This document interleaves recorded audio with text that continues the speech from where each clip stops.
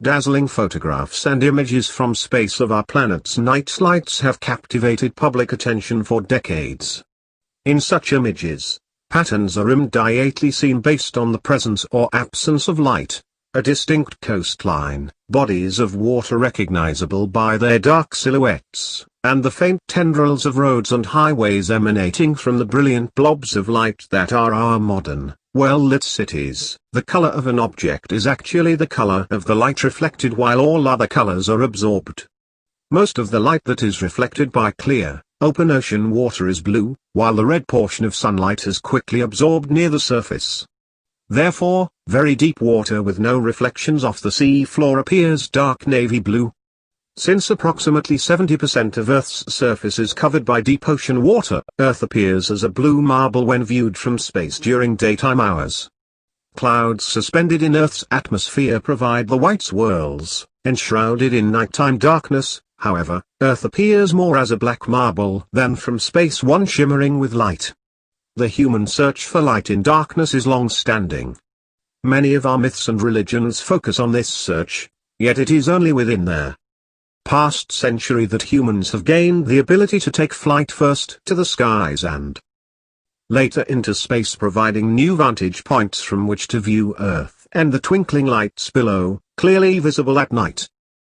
For nearly 25 years, satellite images of Earth at night have served as a fundamental research tool, while also stoking public curiosity.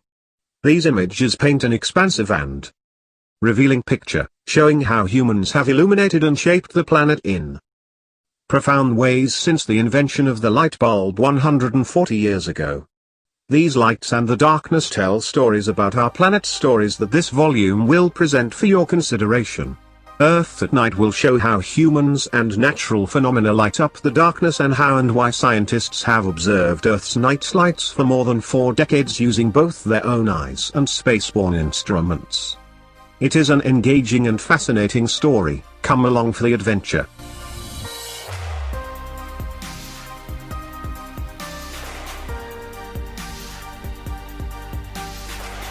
NASA's Black Marble product suite provides estimates of daily nighttime lights and other intrinsic surface optical properties of Earth at night.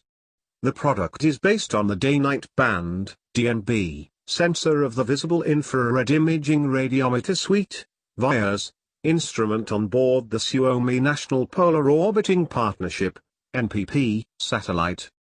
The VIIRS DNB is a highly sensitive, low-light sensor capable of measuring daily global nighttime light emissions and reflections, allowing users to identify sources and intensities of these artificial lights, and monitor changes over a period of time. Like any optical sensor, the principal challenge in using VIIRS DNB data is to account for variations in light captured by the sensor. Certainly, there are variations in the sources and intensity of anthropogenic light due to changing human processes like urbanization, oil and gas production, nighttime commercial fishing, and infrastructure development. However, these processes can only be studied when other naturally occurring factors that influence nighttime lights are removed. For example, variations in lunar lighting due to consistent changes in moon phase cause fluctuations in the amount of light shining on Earth. Similarly, land cover dynamics, for example seasonal vegetation, snow and ice cover, as well as atmospheric conditions, for example, clouds, aerosols, airglow, and auroras, influence the intensity of the light captured by the sensor as it travels over various parts of the world. To realize the full potential of the VIIRS DNB time series record for nighttime lights applications, NASA's Black Marble product suite was developed, building on a history of 20 years of research on how light changes when it reflects off of surfaces with different angular and spectral properties. Through complex modeling, scientists can now predict how moonlight, snow, vegetation, terrain, and clouds impact the lights we see. The Black Marble product suite removes these extraneous effects and creates consistent daily records of man-made lighting. See figure above. The product ingests multiple sources of ancillary data to output the highest quality, pixel-based estimates of nighttime lights. With these corrections in nighttime radiances, we get a superior view of nighttime lights with frequent observations and reduction in background noise, enabling various quantitative analyses of daily, seasonal, and annual changes, in an analysis-ready file format. Products are calibrated across time, validated against ground measurements, and include quality indicators so that they can be used effectively and accurately in science and applications studies. The product is routinely made available from NASA's Level 1 and Atmosphere Archive and Distribution System, LARDS, Distributed Active Archive Center, DAAC, and can be freely accessed through NASA's Earth Data Portal, ers.earthdata.nasa.gov web link. The standard product is available at 500-meter spatial resolution since January 2012 and is being processed on a daily basis within 3-5 hours after acquisition, enabling both near real-time uses and long-term monitoring applications.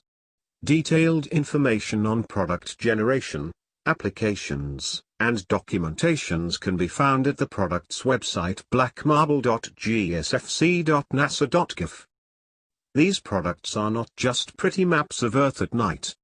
They provide a global nighttime, environmental science quality product needed for all major disciplines that focus on the nocturnal environment, with emphasis on targeted studies of phenomena related to, for example, light pollution, urbanization science, disaster response, clouds and aerosols, and the ocean at night, as well as various applications like energy access, disaster risk reductions, and resilience. These daily records are invaluable to city planners, ecologists, economists, and emergency responders assessing damage after major storms like Hurricane Maria. Since light at night is a primarily human-created phenomenon, these products will improve our understanding of human processes that take place on the land and ocean, and interactions between human systems and the environment. Seeing, or vision, is one of several senses we possess. When you see something, your visual system absorbs light photons and your brain processes the view into something you can understand and, perhaps, act upon. Humans have long extended their visual capabilities with instruments such as telescopes to enable them to see across distances that their own eyes could never possibly see. This is a form of remote sensing, a capability that is at the core of our new understanding of how Earth works. Over time, science and technology developments have enabled us to create more sensitive observing tools that far exceed the capabilities of relatively simple telescopes, providing the ability to see things we had never even dreamed of previously. Our technologies can record phenomena well outside the realm of human visual abilities, things like heat and moisture, the measurement of which would have seemed magical to our forebears. But when it comes to inspiring the human spirit, there's nothing quite like visible light, so light at night will be our focus here. Unless an object has a temperature of absolute zero, -273 degrees Celsius, it reflects, absorbs, and emits energy called electromagnetic radiation in ways that depend on its physical and chemical properties. The amount of electromagnetic radiation an object emits depends primarily on its temperature. The higher the temperature of an object, the faster its electrons vibrate and the shorter the peak wavelength of the emitted radiation. Conversely, the lower the temperature of an object, the slower its electrons vibrate, and the longer its peak wavelength of emitted radiation. Given the wide range of temperatures in the universe, it should be clear that electromagnetic radiation has wavelengths that span a very wide range. The electromagnetic spectrum is the range of traveling waves of energy that run from very short gamma and X-rays through ultraviolet light, visible light, microwaves, and out to long radio waves. Visible light is the quite narrow band that human eyes are adapted to see. But as noted earlier, humans are proficient at developing tools to extend the range of their capabilities. Using sensors on orbiting satellites, designed to detect multiple spectral band combinations, Scientists can tune in to study various aspects of Earth's surface in ways not possible from a simple color photograph. Just as soils, different plant types, plant health, the presence of water, bare rock, ice, and many other types of land cover each have unique signatures in the electromagnetic spectrum. Different sources of light, for example, incandescent lamps and LEDs, have their own unique signatures in the electromagnetic spectrum. Over time, scientists can observe and analyze changes in spectral signatures to detect changes in Earth's surface and identify various phenomena taking place, including those dealing with water, vegetation, soil, and the like. See the spectral signatures figure above, sometimes based on lighting patterns. Placing vision augmenting tools sensors on satellites that orbit Earth has expanded our ability to see our home planet in a new light. Observing Earth from space using sensors on satellites, that is, remote sensing, traces its origins to the early days of the space age. Both Russian and American program when surface imaging sensors first flew on board aircraft and then later on spacecraft. With the emergence of manned spaceflight in the 1960s, Earth-orbiting cosmonauts and astronauts acted much like tourists by taking photos from the windows of their spacecraft. Remote sensing is more than simply taking pictures, however. It more fully describes the science and art of observing, identifying, and measuring an object without coming into direct contact with it. This process involves detecting and measuring radiation of different wavelengths emitted or reflected from distant objects or materials. Emitted light is comprised of photons in an excited state, for example, light coming from the sun or a light bulb filament. Reflected light is light from another source bounced off an object's surface. Making a cloud-free, global, Earth at night image using NASA's Black Marble product suite. In its orbit, the Suomi National Polar Orbiting Partnership, NPP, satellite platform flies 512 miles, 824 kilometers, above Earth, crossing the equator at roughly 1:30 a.m. and 1:30 p.m. local time, while circling the planet from pole to pole about 14 times a day. A key instrument on Suomi NPP is the Visible Infrared Imaging Radiometer Suite, VIRS, which is a multispectral instrument that scans 1889-mile, 3,040 kilometer, wide swaths of data. The Suomi NPP satellite observes Earth's surface throughout the day and at night. The day-night band, DNB, of the VIRS instrument detects light in a range of wavelengths from green, 500 nanometers, to near-infrared, 900 nanometers, and uses filtering techniques to observe dim signals such as city lights down to the scale of an isolated highway lamp, wildfires, gas flares, auroras, and reflected moonlight at night. In this example, above, the satellite acquired a swath of data during nighttime hours over portions of South America, the Atlantic Ocean, and the eastern United States. Everyday swaths of data acquired during day and night hours can be stitched together to create daytime and nighttime images of Earth. In the example above, 3 nighttime swaths show lights at night over much of North and South America. Daily images of Earth at night, available via NASA's Black Marble product suite, were then stitched together to create the Black Marble Global Composite Image. Away from the cities, much of the light observed by Suomi NPP during nighttime is from wildfires. In other places, fishing boats, gas flares, oil drilling, or mining operations show up as points of light. The final step in making an image of Earth at night involves combining a background Earth image with the Black Marble Global Composite Image to give context to dark areas. Any background image could have been used in this case.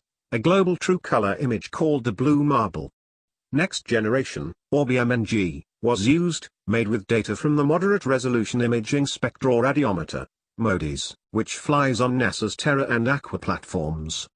The BMNG was then modified to appear more night-like to highlight Earth's land surfaces. The land appears in shades of dark blue and the ocean appears black. The Black Marble Global Composite Image was tinted yellow to closely match the actual appearance of lights from space.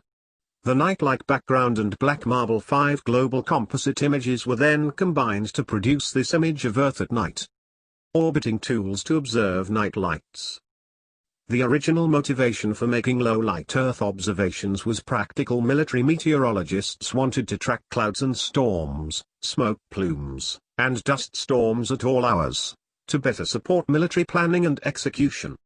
The Air Force, in particular, needed to provide more accurate and timely forecasts for pilots working at night over both land and sea. So, scientists have observed Earth's night lights for more than 4 decades. First with astronaut photography and military satellites. Since the 1960s, the U.S. Air Force has operated the Defense Meteorological Satellite Program, DMSP, a series of 18 polar orbiting satellites that observe clouds and other weather variables in key wavelengths of infrared and visible light. Starting in 1972, the DMSP satellites included the Operational Line Scan System, OLS, which gives weather forecasters some ability to see in the dark. While DMSP has been a source of nighttime images for decades, until fairly recently the data were classified, which meant that only a few civilian scientists could conveniently gain access to study the data. The atmospheric science community was eager to have a more accessible night vision tool to better understand weather and climate patterns and phenomena. Finally, in 2011, a new source of unclassified satellite images of Earth at night became available, one that improved upon the capabilities of OLS.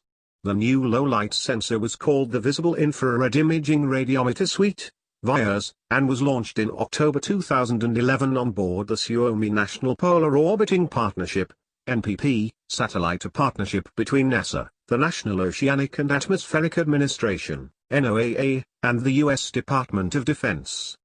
VIIRS currently flies on Suomi NPP as well as on the NOAA-20 satellite, launched November 2017.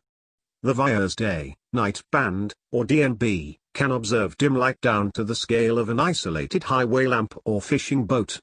It can even detect faint, nocturnal atmospheric light known as airglow and observe clouds lit by it. Through the use of its DNB, VIIRS has made the first quantitative measurements of light emissions and reflections from Earth's surface, distinguishing the intensity and the sources of nighttime light. The combination of these measurements gives us a global view of the human and natural light sources on Earth. Looking ahead, 3 more satellite missions are planned over the next decade, with a VIIRS instrument scheduled to be on board each platform.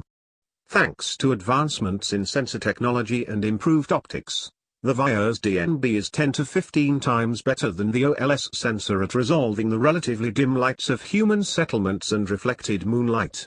Just like the picture on your television set, satellite images are made up of tiny squares. These squares are called pixels, short for picture elements, and represent the amount of reflected or emitted light energy recorded for that part of the image. Each VIIRS pixel covers a distance of roughly 0.46 miles, 742 meters, across, compared to the 1.6 mile, 3 kilometer, footprint of OLS. To learn more about the technical details of OLS and VIIRS, as they have done since the dawn of the space age, astronauts on board the International Space Station, ISS, also take photographs of Earth at night. In fact, their images have even higher spatial resolution than images from VIIRS, typically tens to hundreds of meters per pixel. However, unlike satellites, astronauts are not looking at Earth 24 hours a day, 7 days a week, 365 days a year. Due to the orbit of the ISS, astronauts cannot see the surface in the polar regions, although they can observe phenomena in the upper atmosphere. Also, the ISS passes over a given point on Earth every 2 or 3 days and at variable times, while, for example, Suomi NPP flies over the same point twice a day at roughly the same time each day. With their complementary capabilities of spatial resolution, timing, and quantitative accuracy, scientists are interested in making joint observations with VIIRS and the ISS. While scientists use multiple spectral band combinations covering different parts of the electromagnetic spectrum such as visible and infrared during nighttime hours, this book focuses mainly on the detection of visible light at night. For comparison, some daytime visible and infrared images will be shown alongside some of the nighttime visible images. This pair of photographs, centered on New York City in the northeastern United States, shows improvements in camera technology used on the ISS over a 14-year time period. The image on the left was taken on January 18, 2003, with a Nikon D1 digital camera, 3 megapixels, while the image on the right was taken on January 10, 2017, with a Nikon D4 digital camera, 16 megapixels. The 2003 image was taken from a vantage point well to the northeast of the cities, with the camera pointed westward back towards New York City and the coast. The result is that the perspective is distorted but still recognizable. Low clouds have formed over the waters of the Atlantic and have settled into some of the valleys of the Appalachian Mountains to the northwest.